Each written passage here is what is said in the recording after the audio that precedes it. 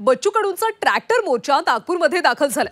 मोर्चामुळे नागपूरमध्ये मोठ्या प्रमाणात वाहतूक कोंडी झाली। नागपूर वर्धा महामार्गावर मोठी वाहतूक कोंडी झाली। वाहनांच्या लांबच लांब रांगा लागल्या। मोर्चामुळे नागपूरमध्ये सध्या वाहतूक कोंडी झाल्याचं पाहायला मिळतं। शेतकरी कर्जमाफीसह विविध मुद्द्यांसाठी बच्चू कडू यांचा ट्रॅक्टर मोर्चा तो नागपूरमध्ये दाखल झाला। मोर्चामुळे सध्या नागपूरमध्ये मोठी वाहतूक कोंडी झाल्याचं पाहायला मिळतं। नागपूर वर्धा महामार्गावर वाहनांच्या लांबच लांब रांगा झाल्या।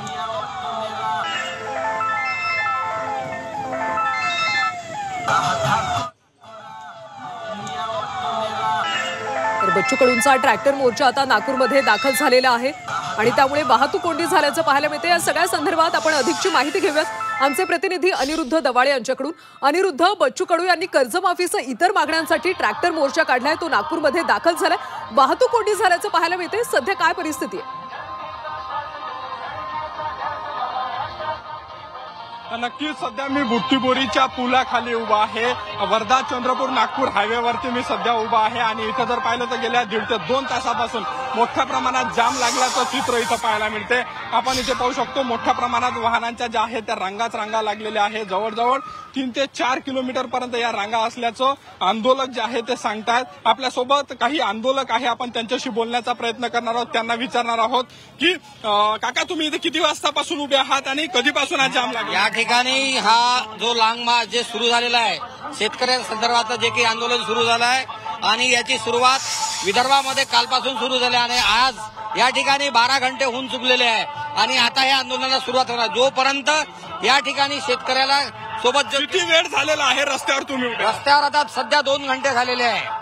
सध्या 2 घंट्यापासून हे सुरू झालेलं आहे आणि जोपर्यंत आमच्यासोबत शेतकऱ्याच्या मागण्यावर चर्चा आणि त्याचा तोडगा निघत नाही तोपर्यंत या रस्ता जाम झाल्याशिवाय राहणार नाही, अशी आमची या शेतकऱ्याची मागणी आहे। नक्कीच आता जर पाहिलं तर जोपर्यंत आमच्या मागण्या मान्य होत नाही तोपर्यंत हे आंदोलन सुरूच राहील आणि हा जामही सुरूच राहील, अशी शेतकरी जे आहे ते सध्या प्रतिक्रिया देतात।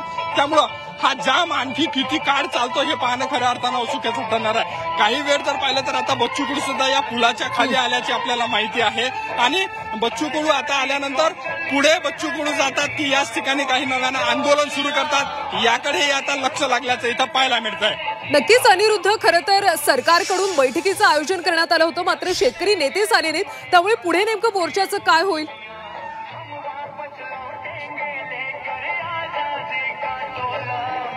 नक्कीच आता पुढे नेमका मोर्चा कोणत्या दिशेनं हा वळण घेतो हे पाहणं खऱ्या अर्थानं औत्सुक्याचं ठरणार आहे। कारण आपण जर पाहिलं तर आपण इथे मोठ्या प्रमाणात वाहनांच्या ज्या आहेत त्या रांगा लागलेल्या आहेत। वाहनं जे आहे ते मोठ्या प्रमाणात रस्त्यावर कोंडी झालेली आहे। कार्यकर्ते मोठ्या प्रमाणात जे आहे ते घोषणा देत आहे आणि मालवाहू वाहनं असतील किंवा 4 चाकी गाड्या असतील ह्या सध्या मोठ्या प्रमाणात इथे वाहनं जे आहे ते कोंडी झालेली आहे। आपल्यासोबत आणखी काही शेतकरी त्यांच्याशी बोलणार आहोत। दादा, किती वाजतापासून तुम्ही इथे थांबलेले आहात? आणि सकाळी 7 वाजेपासून इथं आम्ही खडे उभा आहोत। बच्चू भाऊची रॅली म्हणजे नाही का, आम्हाला कर्जमाफी झालीच पाहिजे, 7-12 कोरा झालाच पाहिजे। 7-12 कोरा होत नाही तेथपर्यंत आम्ही इथून उठणार बी नाही। आम्ही आत्महत्या करू पण आम्ही इथून उठणार बी नाही। नक्कीच आता जर पाहिलं तर आम्ही इथून उठणार नाही आणि आम्ही काही झालं तर शेतकरी कर्जमाफी घेतल्याशिवाय आम्ही पुढे जाणार नाही। नक्कीच अनिरुद्ध, त्यामुळे मोर्चाची आता सरकार कशा पद्धतीने दखल घेतं याकडे सगळ्यांचं लक्ष असणार आहे। धन्यवाद सविस्तर माहितीसाठी।